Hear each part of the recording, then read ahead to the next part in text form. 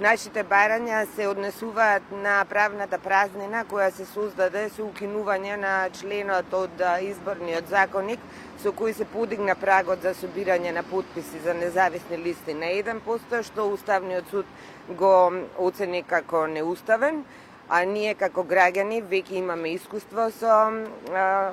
кандидирање наши кандидати и соучество на независните во советите. Мислам дека независните покажаа еден интегритет, покажаа едно поинакво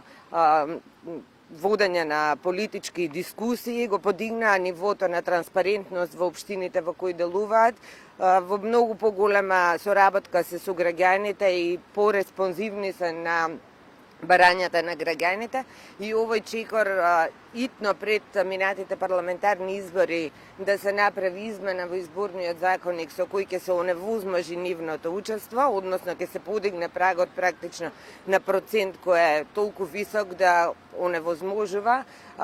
покажува дека тие некаков страф имаат од независните листи. Отсуство на дадени услови и критериуми, тогаш треба да биде отворена, а не затворена можноста за независни листи да може да се кандидираат на наредните локални избори. Сега, за жал, тоа зависи од толкувањето на законот од страна на Собранието, од страна на Законодавниот дом и од страна на ДИК, кој што на крај може да рече, знаете што, ние другаче си го толкуваме цело тоа и едноставно нема да ви прифатиме вашите поднесоци за локалните избори. Затоа е круцијално да има заеднички консензус за како ова ќе се толкува во случај да се донесат измени или во случај да не се донесат измени.